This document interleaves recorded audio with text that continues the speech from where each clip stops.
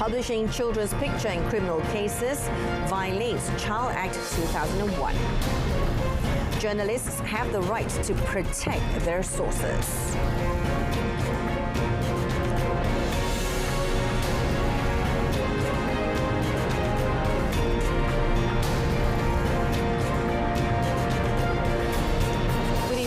Salam Malaysia Madani. You're watching Malaysia Tonight. I'm Jessica Lee. The public is reminded not to publish any pictures of children involved in criminal proceedings in the media. Now, Minister in the Prime Minister's Department for Legal and Institutional Reform, Datuk Sri Azalina Othman Said, through a post on her official Facebook, said the Act violated subsection 15, subclause 2 of the Child Act 2001, which could result in criminal charges. Referring to the recent cases involving children in criminal proceedings, the minister reminded the public of subsection 15, subclause 2 of the Child Act 2001, which prohibits the publication of any photographs of children involved in criminal proceedings in the media. She said violation of this provision may result in criminal charges. Datuk Sri Azalina was referring to a case involving a 12-year-old child who was charged at the Magistrates Court, Sepang, on Monday for driving without a license. The case gained a lot of attention when a 1-minute 49-second video showing a woman restraining a Perodua Viva car driven by a teenage boy with 2 children inside went viral last month. Now, on Monday, the media reported that the boy pleaded not guilty to the charge of driving a Perodua Viva car. The journalists in Malaysia have the right to protect the confidentiality of their sources in line with the nation's journalistic code of ethics. However, Communications Minister Fami Fadil clarified the police actions in summoning and recording statements from journalists do not contradict this right, as the police are obligated to act upon a police report concerning a news article. Saya tegaskan, wartawan ada hak untuk membuat laporan. Tapi berdasarkan undang-undang, pihak polis juga ada hak untuk menyiasat. Dia bukan satu perkara yang kontradiksi. Kalau kita membuat laporan and you stand by your report and you stand by your source, then bila ditanya, maka jawab. Ya, tidak menjadi isu. The minister was commenting on the police summoning of 3 news portal journalists yesterday to record statements related to a report on changes involving the top leadership within the PDRM. Now, asked whether this incident might affect Malaysia's standing in the Reporters Without Borders or RSF rankings, Fami said the ranking is not solely based on a country's performance, but is relative to the performance of other countries in the RSF's assessment. Pihak Reporters Without Borders ada memaklumkan kepada saya bahawa sejujurnya pihak Reporters Without Borders pun ada di kalangan mereka yang tidak setuju dengan ranking itu. Sebab kalau kita berada pada paras yang sama dari segi matriks, tapi sekiranya ada negara-negara lain yang telah menunjukkan kemajuan, kita corot dalam ranking. Jadi the ranking does not truly reflect what is actually happening in the country. Rather, it is a reflection of everything that's happening in the world. So if you stay in one place, but certain other countries move up, then it looks like you've gone down. The Ministry of Finance, or the MOF, is extending the refund mechanism for diesel subsidy to eligible logistics vehicle owners who have yet to receive the fleet card. In a statement released, the ministry said the facility is available only to those whose applications have been approved under the Subsidized Diesel Control System, SKDS 2.0, on or before the 30th of June this year. MOF said this extension allows eligible applicants to submit claims for their diesel usage between the 10th of June and 30th of August 2024 or until they receive their fleet card, or for a maximum of 3 months, whichever is earlier. The statement also said that eligible logistics vehicle owners can submit their claims for August starting the 12th of August. Finance Minister too, Datuk Sri Amir Hamzah Azizan, said in the statement, that the extension of the refund mechanism provides sufficient time for eligible logistic companies to get their fleet cards. He said the government remains committed to ensuring the smooth implementation of these targeted diesel subsidy, including making sure that all eligible parties can fully benefit from this assistance and mitigate the impact on the public. According to MOF, the mechanism is a temporary measure to ensure that logistics vehicle owners will be reimbursed the difference between the retail price of diesel and the SKDS 2.0 price of RM2.15 a litre. Now, the role of youths in the agenda to protect the environment through platforms that amplify young voices needs to be empowered, while the increasingly extreme challenges of climate change require innovative solutions for global well-being. The Minister of Natural Resources and Environmental Sustainability, Rasmi Ahmad, stated that to create a greener Southeast Asia, the government supports more sustainable climate policies with educational involvement to tackle the global crisis. In this room, you, the youth, sit among government officials and industry players, convening for advocacy, urgency, and the need for sustainability awareness, education, and participation. The Assembly of the Climate Change Consultation Panel and Youth Cluster under NRES also highlights the government's commitment, unprecedented in the history of our country, to accelerate and develop climate and environmental policies with and through the lens of youth. We have and want to listen as well as learn with the young. Today, around 11 youth delegates from each Southeast Asian country and 1,200 young people are convening, both in person and online, to shape the inaugural Regional Youth Sustainability Summit for COP29 at the Asia School of Business. The Ministry of Finance, or MOF, will expedite the activation of ATM services in Nenggiri to address local residents' needs. Previously, residents complained about having to travel 50 kilometres to Gua Musang, Kelantan to access ATM facilities. Elaborating further through a statement release, the ministry said that the government will ensure all citizens have access to this essential facility. To this end, MOF has engaged with several local banks to provide ATM services in Nenggiri and has received positive responses. Furthermore, the ministry will continue to work with local banks to explore improvements, especially in broadening access to ATM services. Now, to celebrate the 50th anniversary of Malaysia-China diplomatic relations, Radio Television Malaysia RTM and China Media Group CMG will collaborate on part 2 of the documentary Cerita Antarita. Now, unlike the previous Panda story, this new installment will focus on the automotive sector and the daily lives of Malaysians working in China. Let's explore the report by Erwin Zaid, who covered the documentary's production in Hangzhou, China.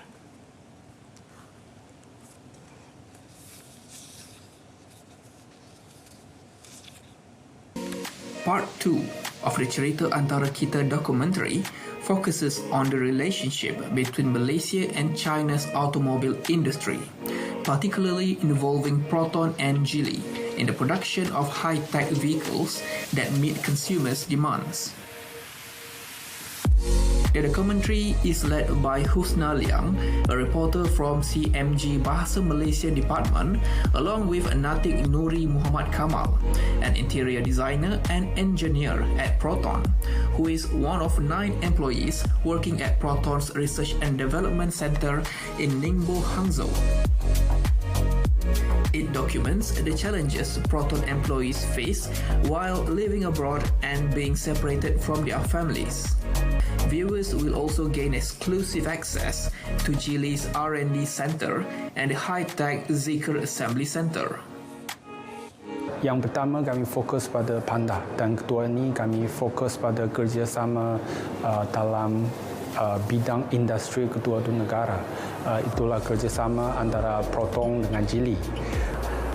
Di sini ada 9 orang kaki tangan potong yang kerja di sini di Hangzhou Bay. Hidup mereka di China saya rasa amat pengalaman yang luar biasa lah. Perjuangan mereka di sini saya rasa perlu difahami oleh rakyat kedua-dua negara. Saya rasakan pengkhususan kita kepada kerjasama Proton dan Jili itu satu kandungan yang baik. Dan juga dia tidak juga melihat daripada aspek pertukaran kepakaran sahaja, tapi kita melihat juga dari sudut perjuangan pekerja-pekerja Malaysia yang bertugas di China itu sendiri, bagaimana mereka survive dan juga bagaimana mereka membawa pulang orang kata material-material yang berkaitan tentang kepakaran pertukaran antara Proton dan Jili. Kita dah berada di China selama lebih kurang 3 bulan. Satu negara yang berbeza daripada kita punya budaya. Saya rasa lepas dalam minggu kedua tu saya dah cuba adapt dengan situasi dekat China lah. Jadi untuk macam cuaca, makanan dihantar di sini, ditugaskan di sini untuk hampir dalam 2 tahun. Di mana daripada sini kita akan melakukan salah satu pertukaran teknologi di antara Proton dan Jili.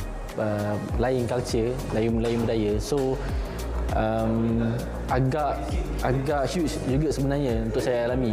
So dari segi communication barrier dengan penyampaian macam mana kita nak lakukan satu kerja, nak completekan satu kerja di antara Chinese dengan Malaysia.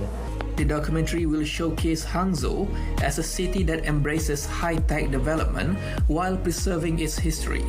We explore locations such as West Lake, Hangzhou Bay Bridge, and Chao He Chijie Street.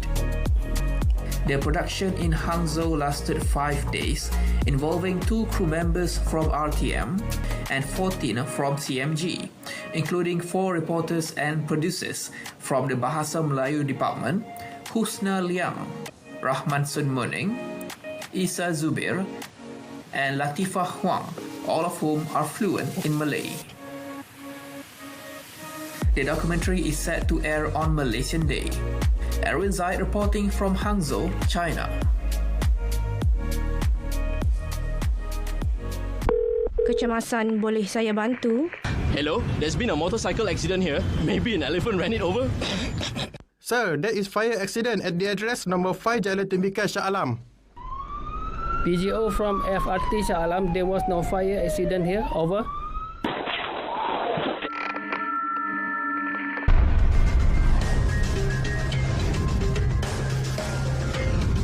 MERS 999. Use it wisely.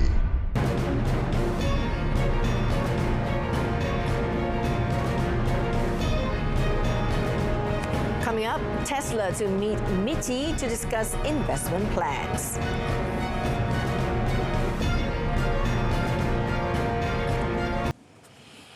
Welcome back. You're watching Malaysia Tonight. Communications Minister Fami Fadil said all ministries are collecting performance data or achievements in line with the Madani Economic Framework that was launched in July last year.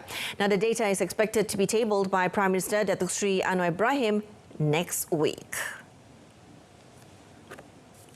Jadi hasil daripada lebih kurang setahun ni, insya-Allah kita serah kepada Yang Amat Berhormat Perdana Menteri untuk bentangkan nanti untuk maklumkan kepada semua. Cuma sebagai rakyat biasa sudah pasti kita mampu lihat usaha selama setahun ini telah membuahkan hasil. Kita tahu dari segi pelaburan telah meningkat. Kalau nak dibandingkan dengan tahun lalu, kita lihat bagaimana laporan tentang jumlah syarikat yang disenaraikan di Malaysia bagi setengah tahun pertama jauh lebih tinggi kalau dibandingkan dengan beberapa negara di rantau Asia Tenggara. Kita lihat nilai mata wang ringgit telah mengukuh setakat semalam ringgit ke US dollar pada paras 4.415. Kita juga tahu inflasi kekal rendah. The minister was met after officiating the launch of the Jalur Gemilang 2024 Adventure Convoy at the Kuala Lumpur and Putrajaya Federal Territories level today. Meanwhile, according to Performance Acceleration Coordination Unit Executive Director Ahmad Jeffrey Aziz alias Adan, the Prime Minister will deliver an address and present the Madani Economy Report at the closing ceremony of the Southern Zone Madani Rakyat Program 2024 on the 17th of August. This would be the highlight of the event to be held at Dataran University Technology Malaysia or UTM from 15th of August. Jadi untuk PMR ni kita fokuskan pada majlis penutup nanti pada 17 Ogos nanti masa perasmian penutup. Majlis perasmian tu pun namanya Majlis Perasmian Penutup dan Laporan Setahun Ekonomi Madani.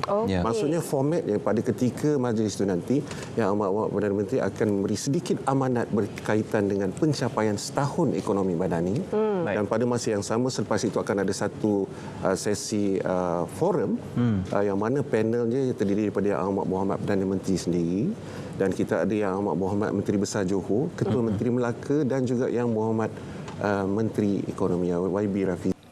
Ahmad Jeffrey said this when appearing as a guest on the Selamat Pagi Malaysia program today. Commenting further, Ahmad Jeffrey said that the government's transparent approach through the forum session was crucial for the public to understand the government's agenda.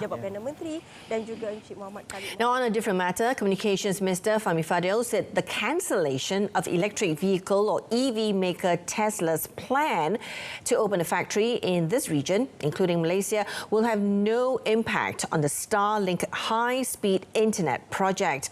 He said the service will continue to operate as usual. Dia ada syarikat-syarikat yang berbeza. Starlink tetap beroperasi seperti biasa. Mereka juga ada tidak ada kesan. Starlink is a satellite internet constellation operated by Starlink Services LLC, a wholly owned subsidiary of SpaceX. It was previously reported that Tesla cancelled plans to build EV manufacturing facilities in either Malaysia, Thailand or Indonesia, and the company is expected to focus only on strengthening the charging station ecosystem. Now, a representative from Tesla's headquarters in the United States will be meeting with the Investment, Trade and Industry Ministry or MITI on the 22nd of August to discuss the corporation's investment plans in Malaysia. Minister of Investment, Trade and Industry, Tengku Datuk Sri Zafrul Abdul Aziz, said the previous agreement with Tesla was for it to invest in Malaysia's electric vehicle or EV charging and research and development ecosystem as well as related sectors. The minister said an official statement would be released following the meeting with Tesla. To date, Tesla has set up 4 experience centres in Malaysia, and the automotive company said it plans to develop 52 EV charging stations in various locations throughout the Klang Valley, Johor, Malacca, Penang and Pahang. Deputy Finance Minister Lim Hui Ying has urged 1,500 companies that have not yet submitted any invoices through the Inland Revenue Board's IRB My Invoice e-invoicing system to do so promptly before the full implementation begins in January next year. Now, these companies are among the 5,000 companies with annual revenues or sales exceeding 100 million ringgit, participating in the first phase of the e-invoicing system. Lim noted that the IRB has received positive feedback from 3,500 companies, with 3.5 million invoices submitted through the My Invoice platform after its launch on August 1st. She also urged more companies to take full advantage of this trial period to familiarize themselves with the system. Jika pembayar cukai ada menghadapi apa-apa masalah teknikal, mereka boleh menghubungi LHDN. Kita memang ada standby, kita ada duta e-invoice kan. Help desk and juga setiap negeri saya diberitahu ada duta e-invoice. That means mereka ada standby satu pasukan untuk mengendali dengan apa-apa komplain atau apa masalah yang dihadapi. She emphasized that the gradual transition to the My Invoice system is crucial to the government's efforts to enhance the efficiency of tax administration in Malaysia. Felda Berhad today confirmed that there was no sale of the company's oil palm fruit processing factories, as claimed by some parties, and that they are still operating as usual. Felda Berhad Chief Executive Officer Datuk Idris Lasim said the company's management also confirmed that no proposal to sell such factories had been submitted to the Board of Directors for approval. Elaborating further, he said until now, there are 5 oil palm fruit processing factories that are fully owned and managed, namely the Perak Seberang Palm Mill, Perak, the Maran Palm Mill, Pahang, the Sungai Melikai Palm Mill, Johor, the Bukit Kepong Palm Mill, Johor, and the Felda Palm Mill, Nasaruddin, Silver. Yesterday, the media reported that Felda chairman Datuk Sri Ahmad Jeffrey denied the allegation that he had sold a Felda factory to a non-Bumiputera company and was ready to be investigated. Datuk Sri Ahmad Jeffrey also challenged the party making the accusation to report to the Malaysian Anti-Corruption Commission or MACC. Datuk Idris added that Felda Berhad will continue to serve the community and ensure that the interests of all parties involved are always prioritised in order to strengthen its position in the agri-commodity manufacturing industry and further contribute to the socio-economic development of the country as a whole. The ringgit is expected to continue its uptrend against the US dollar next week on the back of positive sentiment ahead of the release of macroeconomic data. Bank Muamalah Malaysia Berhad Chief Economist Dr. Muhammad Afzanizam Abdul Rashid opined that investors' focus will be on Malaysia's gross domestic product or the GDP data for the second quarter of 2024 due next Friday. Apart from that, he said the United States U.S. Consumer Price Index CPI for July, due on Wednesday, will also be the key highlight, with the consensus estimate penciling in 2.9% after moderating at 3% in June. On the other hand, Kenanga Investment Bank Berhad's weekly ringgit outlook indicates that despite the ringgit's bullish momentum, the dollar may regain its safe haven status due to lower than expected U.S. weekly initial jobless claims and anticipation of a stronger U.S. CPI, which could temper expectations for aggressive rate cuts. Now, the bank maintains its projection of 2 rate cuts by the U.S. Federal Reserve, considering the political and geopolitical risks ahead. It anticipates that the ringgit will fluctuate between 4.45 and 4.55 against the dollar in the coming weeks, continuing to benefit from favorable domestic conditions.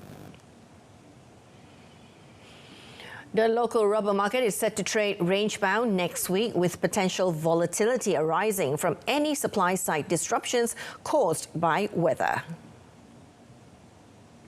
Industry expert Dennis Lowe noted that the northern rubber producing region is beginning to experience the La Nina effect, and warnings for potential flash floods and landslides have been issued. He said if the heavy rain persists in the weeks ahead, it will further hamper rubber production, and the low latex yield will cause disruptions in the supply of rubber.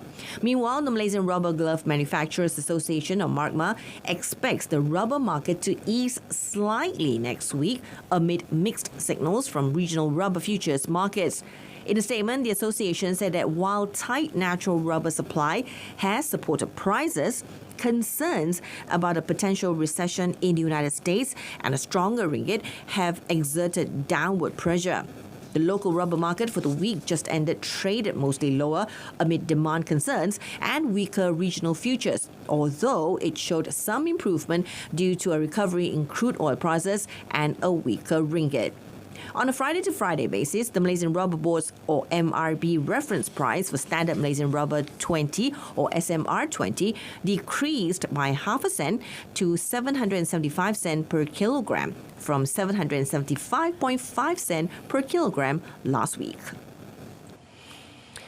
The crude palm oil or CPO futures contract on Bursa Malaysia derivatives, meanwhile, is expected to trade with a downside bias next week, with prices anticipated to range between 3,650 and 3,850 ringgit per tonne. Palm oil trader David Ng said that concerns over rising production and sluggish export pace are influencing this outlook. A news report said that palm oil inventories in Malaysia were expected to decline in July for the first time after 3 consecutive months of increase. The Malaysian Palm Oil Board, or MPOB, is scheduled to release its report on Monday on July's stocks and export positions. Meanwhile, Interbank Group of Companies senior palm oil trader Jim Tay anticipated that the market to exhibit a yo-yo effect, trading between 3,600 and 3,700 ringgit per tonne ahead of the MPOB report. Now, he added that physical demand remains stable, coming from China, India, Pakistan, West Asia, the European Union countries, and the United States. On a weekly basis, the August 2024 contract ended 190 ringgit lower at 3,831 ringgit per tonne on Friday, while September declined to 169 ringgit to 3,803 ringgit a tonne, among others. The total weekly volume decreased to 427,161 lots, from 435,999 in the previous week, while open interest rose to 278,122 contracts from 218,654 a week earlier. The physical CPO price for August South fell by 150 ringgit to 3,900 ringgit a tonne on Friday, from 4,050 ringgit a tonne at the end of the previous week. Toyota Motor Corporation has reduced its global production target for 2024 to approximately 9.8 million units, down from the initial goal of around 10.3 million units. Now, the revision marks the first year-on-year production decline in 4 years, prompted by a partial production halt following recent vehicle testing scandals and recalls within the Toyota Group, citing sources familiar with the matter. A media report said the Japanese automaker has stopped production of 3 popular models, the Corolla Felda, Corolla Axio and Yaris Cross, over the scandal which surfaced in June. Production of these models will resume in early September, as the Transport Ministry has confirmed their safety and lifted a shipment ban, Toyota said earlier this month. The company also briefly stopped production of the Noah and Voxy minivans following fresh revelations of vehicle test misconduct in July, while it was unable to build the popular Prius hybrid car for more than 2 months due to a recall. And that concludes this evening's Malaysia Tonight. In our top story, publishing children's picture in criminal cases violates Child Act 2001. Malaysia Madani, Jiwa Merdeka. I'm Jessica Lee. Thank you for watching.